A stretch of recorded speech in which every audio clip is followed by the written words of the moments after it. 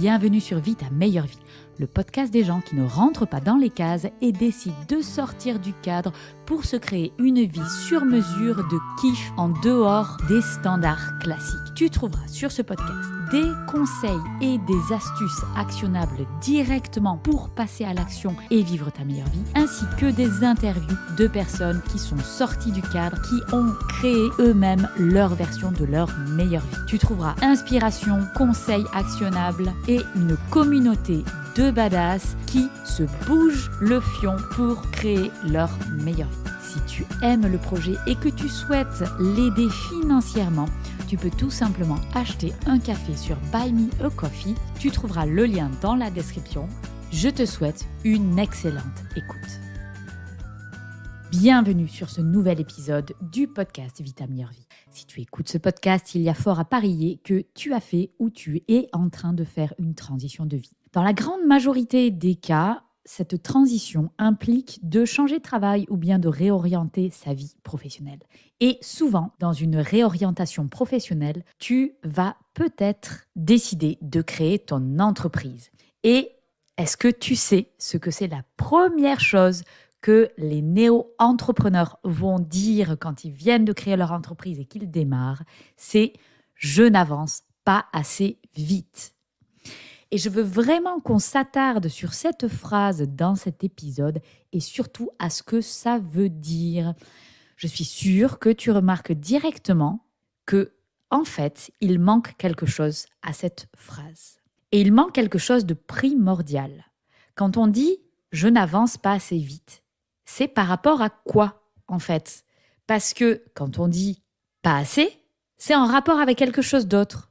Ce quelque chose d'autre, ça peut soit être que tu te compares avec l'extérieur ou que tu te compares avec une construction de ce que les choses devraient être ou bien une construction de ce que tu aimerais qu'elles soient.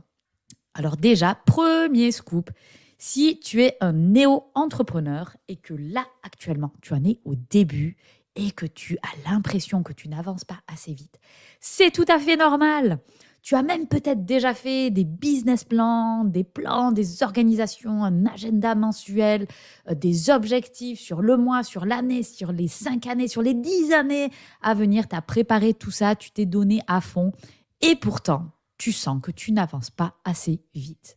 Bienvenue dans la vraie vie. Dès qu'on a un plan, ce plan change dès qu'on est au contact avec l'ennemi. C'est en réalité un des principes de l'art de la guerre. Dès qu'on commence une action, on est 100% sûr que le plan qu'on avait prévu ne va pas fonctionner comme on l'avait prévu. Mais tu sais quoi? C'est pas grave. C'est pas grave parce qu'en réalité, un plan, on en a besoin pour mettre en place des objectifs, mais ensuite, pour le dérouler, eh bien, il va falloir s'adapter. Personne n'a une boule de cristal, donc personne ne peut faire une projection qui va être réaliste. Ensuite, revenons à nos moutons, qui est la vitesse à laquelle on avance. La première chose que je veux t'inviter à faire, c'est te poser la question, mais en fait, t'avances pas assez vite par rapport à quoi? Est-ce que c'est par rapport à la perception d'un pseudo-succès extérieur des autres? C'est quoi, en fait, la vitesse idéale que tu aimerais avoir? Si je te demandais là, maintenant, tout de suite, en fait, c'est quoi ta vitesse que tu aimerais avoir? Il faut que tu puisses me dire en termes d'objectifs. Parce qu'il y a une chose qu'on ne réalise pas quand on est encore salarié et qu'on passe indépendant, c'est que quand on est entrepreneur, on va devoir gérer une montagne d'émotions. On embarque dans le manège des montagnes russes émotionnelles. Et ça prend vachement de place au niveau du mental et de l'émotionnel. Et oui, salarié, ça permet de ne pas trop se poser de questions, de ne pas avoir à penser à plein de choses, vu qu'on a la sécurité du job, on a la sécurité de quelque chose qui tombe tous les mois. On enlève une grosse partie de charge mentale que prend l'entreprise qui le fait à notre place. Donc, on n'a pas forcément conscience de tout ça quand on démarre. En plus de ça, va falloir apprendre plein de nouvelles choses sur le tas. Probablement, si tu commences et que tu es indépendant ou que tu crées ton job à toi pour la première fois, eh bien, tu vas être confronté à une multitude de choses auxquelles tu n'avais pas pensé. Ou alors, ok, tu t'étais dit que ça allait aller ou voilà, que ça passerait crème. Et puis, en fait, tu te rends compte que tes ceintures blanches en marketing, tes ceintures blanches en compta, tes ceintures blanches en service client et que d'un coup, tu dois apprendre comment ça fonctionne toutes ces choses-là. Tu es hyper hors de ta zone de confort, tu dois devenir un couteau multifonction qui doit être capable de faire tout et souvent tout seul au départ. Donc, seulement voilà, toi, ton domaine d'expertise, c'est pas tout ça, c'était juste une chose que tu veux partager avec le monde entier. Génial. Par contre, tu n'as pas ou pas encore tous les outils qui vont être nécessaires pour que ta spécialité à toi, tu puisses la déployer et la partager au plus grand nombre. En plus de ça, on ajoute une petite peur côté financier, ça peut être stressant, on ne sait pas comment ça va se passer, on a peur de manquer. Cette peur, elle peut être très forte chez certaines personnes et il va falloir gérer ça. Donc, bienvenue, la montagne émotionnelle auquel tu n'avais pas pensé. Tu rajoutes à ça le troisième élément qui est que tu dois être un apprenant sur plein de choses et en plus apprendre en faisant, ça veut dire se planter et se donner la motivation de continuer.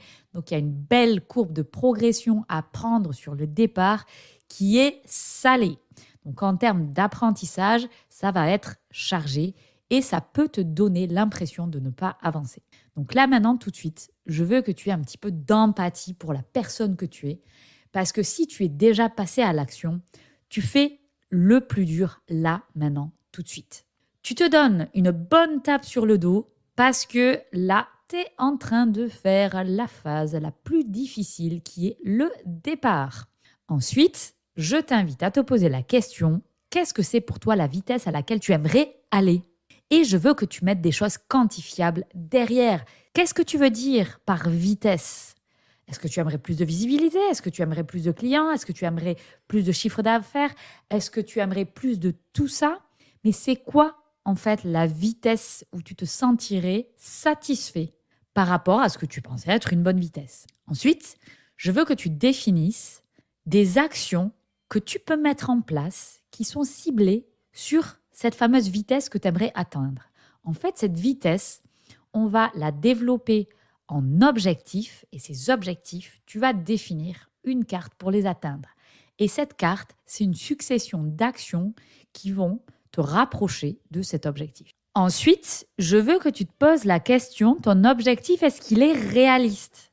Si tu me dis, demain, je veux 10 000 clients, aujourd'hui, j'en ai un, tu sens que ça va peut-être pas être faisable, cette histoire. Il faut vraiment rajouter cette dimension de réalisme parce que, évidemment, si je pose la question à tous les indépendants du monde entier, quelle est la vitesse de croissance qu'ils aimeraient avoir, tout le monde va me répondre une vitesse exponentielle. Mais, d'une part, c'est pas réaliste et d'autre part, la vitesse exponentielle, c'est le meilleur moyen de se casser la figure juste après. Alors tu vas me dire, mais pourquoi en fait, Fanny, tu devrais souhaiter le meilleur, la vitesse exponentielle à tout le monde ? Eh bien non, je ne te le souhaite pas. Une des premières leçons que j'ai appris en business management, c'est que on doit aller à la vitesse qui est soutenable pour nous. En réalité, développer un business, c'est aussi se développer soi-même. Et on ne peut pas aller plus vite que la musique. Il faut clairement être prêt à encaisser beaucoup de choses si demain, je te file 10 000 clients. Je te les donne. Tu vas te prendre dans la tronche un raz-de-marée de trucs, tu n'étais même pas prêt pour ça. Et je te donne juste un exemple. Si tu as 10 000 clients, je vais prendre à la grosse louche comme ça, on va dire, tu vas avoir 10% de personnes qui ne vont pas être contentes. 10%, c'est 1000 personnes qui sont mécontentes de ton service et qu'il va falloir gérer. Est-ce qu'aujourd'hui, tu es prête à ça ? Ou savoir qu'il y a 1000 personnes qui ne sont pas contentes de toi va faire que tu vas t'effondrer et te dire que tu es nul. Sincèrement, est-ce que tu saurais gérer 1000 personnes autour de toi qui ne sont pas contentes ? Et ça, c'est une seule chose que tu vas avoir à gérer, c'est-à-dire un service après-vente. Tu vas devoir gérer des milliers d'autres trucs que tu n'avais même pas idée qu'il fallait que tu les gères.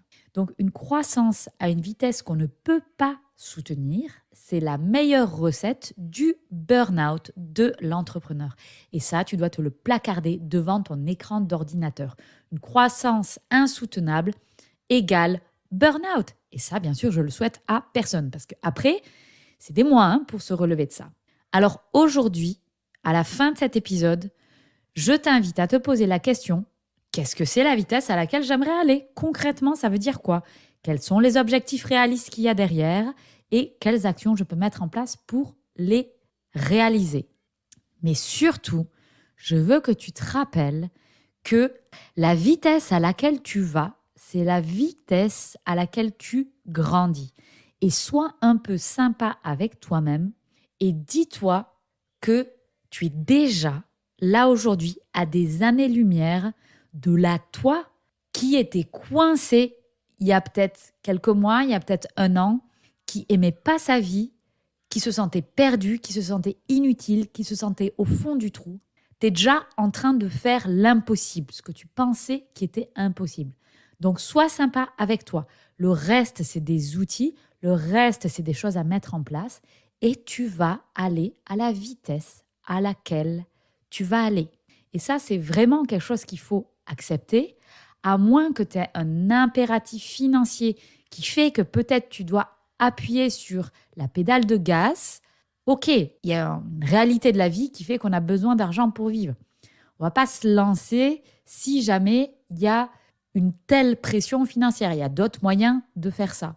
Mais en tout cas, si tu veux que ton projet réussisse et si tu veux vivre ta meilleure vie professionnelle avec ton projet à toi, sache que tout ça, ça prend du temps.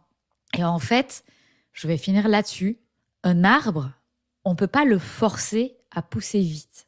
La seule chose qu'on peut faire quand on plante une graine, c'est s'assurer qu'il y a du soleil, s'assurer qu'il y a de l'eau, s'assurer qu'il y a un sol qui est bon pour lui.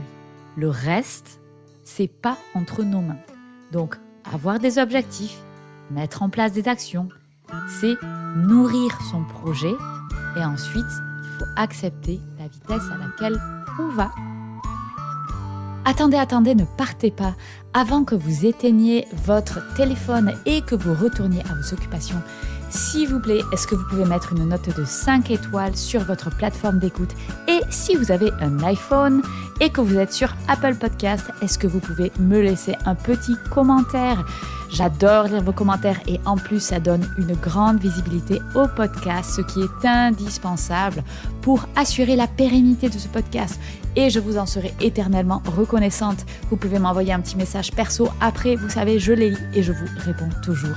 Merci à vous. Je sais que vous êtes des gros badass et que vous comprenez.